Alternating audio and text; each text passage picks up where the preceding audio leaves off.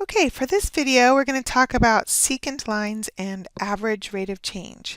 So to start with, we have a graph here that has temperature on the vertical axis and time, hours since midnight, on the horizontal axis. So we're looking at a graph here of temperature as a function of time for a particular date in Overland Park.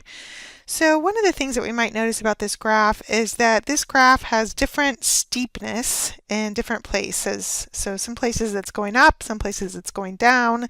Even when it's going up and down, it's steeper some places than others. So when we talk about that steepness, we're really talking about slope.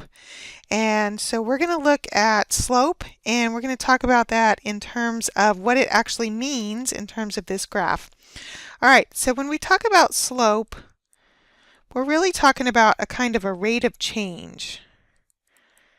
So for this function, we're going to look at rate of change in a couple different ways. One thing that we might look at is the rate at which temperature changed per hour between, say, 6 a.m. and noon. All right, so 6 a.m. we can see it looks like it's about right here on that graph, and noon, if I just kind of look on my graph here, noon looks like it's about right there.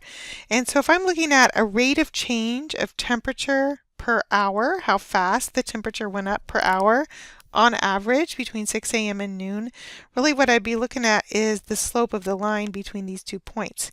And if all I have is this graph, I'm going to have to do some estimating about what I think those temperatures are. Fortunately, I actually have that data, so I'm going to pull that over, and we're going to look at slope using some actual data points. Okay, so we now have all these data points that are here that were actually used to create the graph. So we can actually calculate now the slope, or the average rate of change of temperature per hour between 6 a.m. and noon. So we're essentially looking at a couple of points here. We've got a point at 6 a.m. and we've got another point here at noon, and we're looking at the slope or the rate of change between those. So I'm going to label this as change in temperature over change in time. Change in temperature over change in time. So I want to look at the difference in the temperatures between those two. So I'm going to take the final temperature at noon minus the initial temperature at 6 a.m. And then I'm also going to subtract the times. So 12 minus 6.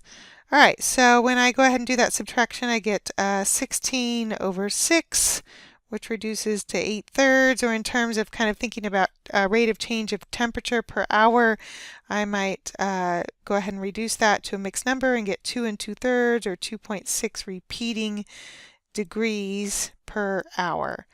And since that is a positive slope, even if we didn't look at the graph, if we just had this data, we would know that a positive slope, we've got an uphill graph. So what that number actually means is that on average, between 6 a.m. and noon,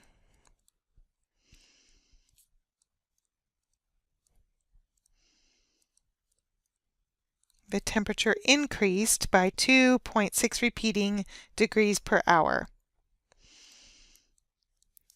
Okay, so there might be some other places we want to look here. Let's choose another pair of points and look at another rate of change for another pair of points. So let's similarly look at a rate of change, say, between 9 a.m. and noon. Okay, and before I actually do any calculations, one thing that I might notice on the graph here is that between 9 a.m. and noon, if I look at those points, that is a steeper slope on the picture here. So I would expect a larger rate of change when I do this calculation. All right, so the slope between the points at 9 a.m. and noon, so we'll go back over here to our table. We've got at 9 a.m. 61 degrees and at noon 73 degrees. So the slope is going to be change in output, which is temperature in this case. So 73 minus 61 over change in input. So that would be time in this case. So when I go ahead and do that subtraction, I get 12 over 3, which reduces to 4 degrees Fahrenheit per hour. So we've got a larger slope, a larger rate of change, temperatures increasing faster per hour between 9 a.m. and noon than it is on average between 6 a.m. and noon. So that's the average increase in temperature per hour. All right, if I do one more quick one here, and if I just look at, say, between noon and 8 p.m. All right, so I have to think a little bit about here. 8 p.m. would be hours after midnight, so 8 p.m. would be 20 hours after midnight, so 8 hours after noon. So we're going to use our point at noon, which was at noon the temperature was 73, and at 8 p.m. the temperature was 70. So that average rate of change, or that slope between those points, we're going to use change in output. So final temperature minus initial temperature divided by change in input. So final time minus initial time. All right, so it looks like here we get negative 3/8 or negative 0.375 degrees Fahrenheit per hour. So on that time interval between noon and 8 p.m., we've got on average, a slight decrease in temperature.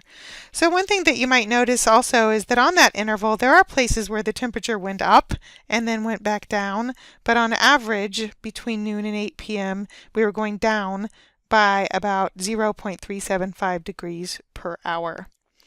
Okay, so some of the problems that we're going to look at involve applications and data like this, and it's kind of a little easier to make sense about what the rate of change means when you look at data.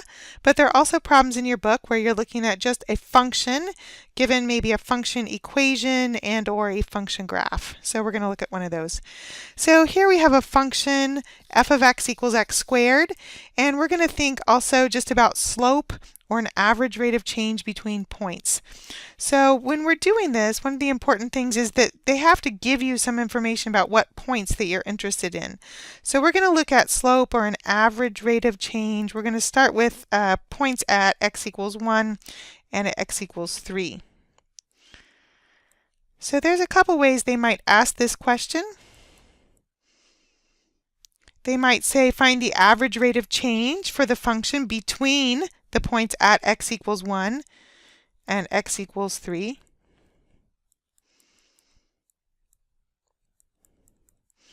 Or they might also say that using an interval. So they might say on the interval 1 less than or equal to x less than or equal to 3.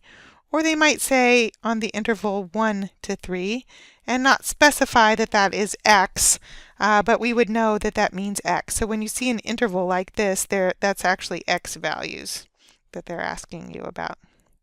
Okay, so these are really 3 different ways that they could ask us about the average rate of change between those same 2 points. Okay, so we're just going to calculate slope. We know slope is change in y over change in x. So I need the coordinates of those points. I've got the function equation, so even if I didn't have the graph here, I would know that when x equals 3, when I plug 3 into my function equation, I get 3 squared, which is 9. So there's my point. So even if you didn't have such a beautiful graph with a grid and it was easy to see those points, you can get the coordinates of those points from using that equation. All right, so change in y, so 9 minus 1 over change in x, 3 minus 1. So that becomes 8 over 2, or 4. So between those 2 points, I have a slope of 4, and we would say that that's the average rate of change of that function on that interval.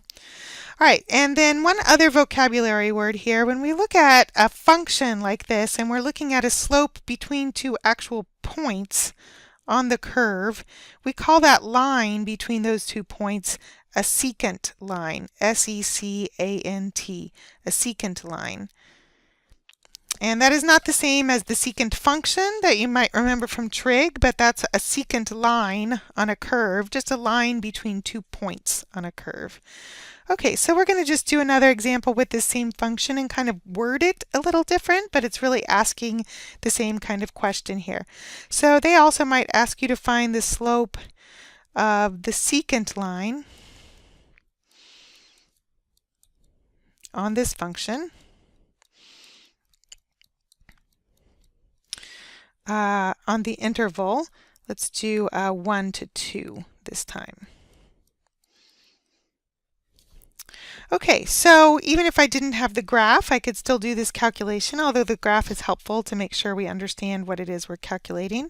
All right, so at x equals 1, we have our point there.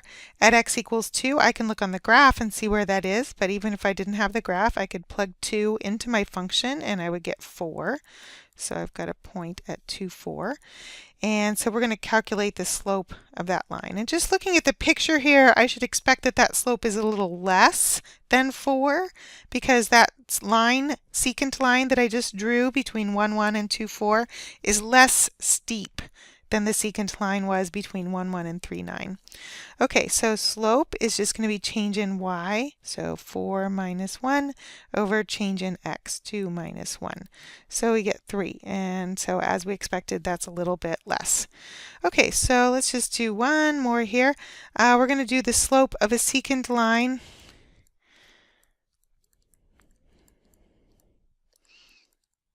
On this curve for the interval 1 to 1.1. Okay, so this is a little bit difficult to see on the graph here, but I can actually calculate some points here. So we know that when x equals 1, the y-coordinate is 1. And then I can think about when x is 1.1, what the y-coordinate would be. So I can just plug 1.1 into my function equation. I get 1.1 squared, which is 1.21. So even though I can't really see that one very easily on the graph, I can calculate that by calculating those points. Okay, so here I'll have m equals change in y, 1.21 minus 1, 1, over change in x, 1.1 minus 1. Okay, so let's go ahead and do the calculation. 1.21 minus 1 is 0.21. 1.1 minus 1 is 0.1. And when I do that division and simplify that, I get 2.1. So that one's a little harder to draw on the graph, but we're talking about a slope of a little line segment right between 2 points that are very, very close to each other. Okay, so that idea about points being very, very close to each other should lead you to think about limits. And so that's what we're going to look at in the next section. But what we want to think about a little bit more is what happens when we let that second point get closer and closer and closer to 1, and how can we describe what's going on with that. So when that second point, I'm going to call that x2, the second x-coordinate, gets closer and closer and closer to that first x-coordinate, and think about that slope of what's going on there. We're going to look at that in the next video.